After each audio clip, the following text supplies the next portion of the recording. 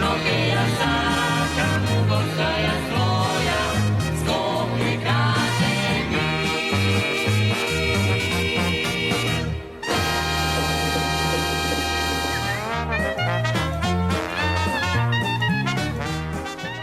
Феудалната кула.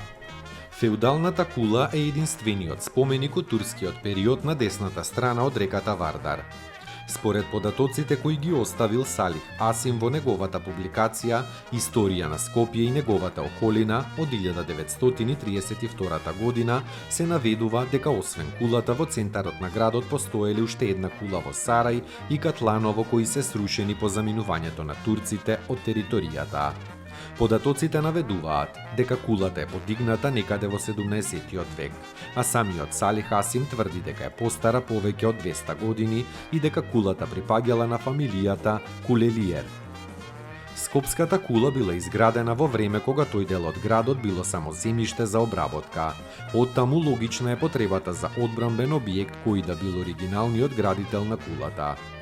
Таа спаѓа во посебен вид стамбена архитектура која истовремено служела и како одбранбен објект.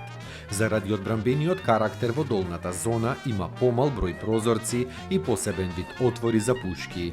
Единствено за последниот кат има благо издадени балкони од дрво така наречените феричи. За грејењето на кулата биле направени две огништа сместени во зидовите на првиот и вториот кат. Третиот кат се затоплувал од оджаците кои поминувале низ него. Скалите кои водат низ кулата се сместени во дебелите камени зидови, чија широчина изнесува 1,45 метри. Самата врата била дрвена и своевремено од внатре се затварала со подвижни, хоризонтални греди поставени во дебелината на зидот. По камени скали басамаци сместени на западниот зид се искачува до првиот кат. На вториот кат се доаѓа до исто така камени скали кои се вградени во дебелината на јужниот зид. Изградена е кон крајот на 17-тиот век и во почетокот на 18-тиот. Висока е 14 метри со квадратна основа 7,5 метри на 7,5 метри. На почетокот на 20-тиот век била собственост на скопското семејство Кулели. Објектот има стамбен и одбранбен карактер. Планот од 1899 ја лоцира кулата во така нареченото Сајла Хидаин, мало и непосредно на јужната страна на кулата се наоѓале муслиманските гробишта Каршјак. Низ историските фотографии можеме да согледаме како се менувал контекстот околу кулата, која пред земјотресот запаѓа затворена меѓу новонастанатите градски блокови, а по земјотресот во 1963 подложи на реставрација и околу кулата се гради новиот дом на армијата на Република Македонија, кој на еден начин ја загрнува кулата и ја отвара преку партерот кон улица Македонија.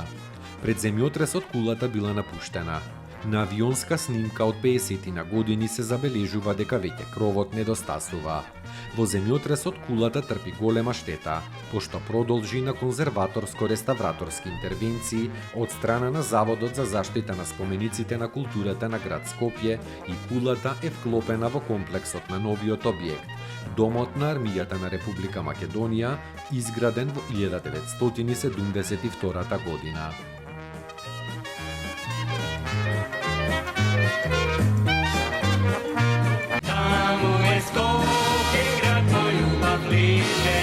Što mi rastu te sni.